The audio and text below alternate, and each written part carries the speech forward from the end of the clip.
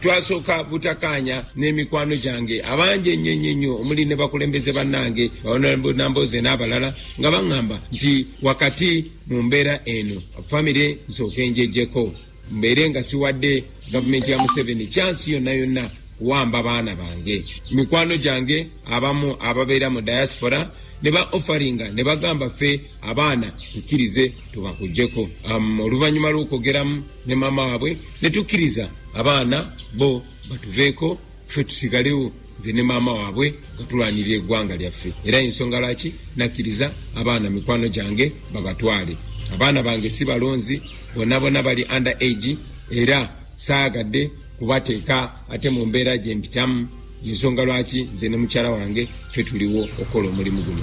Ndowooza muwulidde bulungi. Mwami Byabakama ebyo byayogera bimenya amateeka era alina okuba omuswavu okuba nti mulamuzi naye nga gwe bakozesa okumenya amateeka. Tekibangawo bukyanga Uganda etandika kulonda okugoba bannamawulire we balondera. Tekibangawo okugaana kamera we balondera.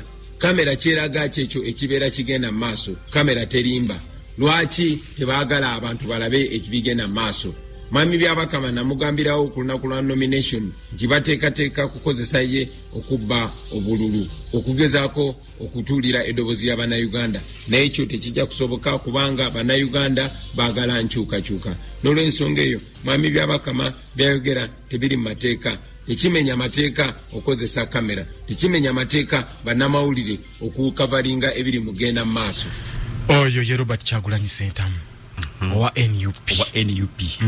Akati era atangaza ku nsonga y'abaana be byatutte bwe lw'eggwanga mbalabye agenda nti yafunye abajja afunye okutisibwatiisibwa nti abaana be bayinza okutisibwa kw'obulabe era neyebuuza ku ne banywanyi be nti ki ekiddako batwale gusigale wano ukoye ononye bulungi akawulu nga twalimu okweyaliikira kwonna kale ku baloti ono ali ku namba 5 kale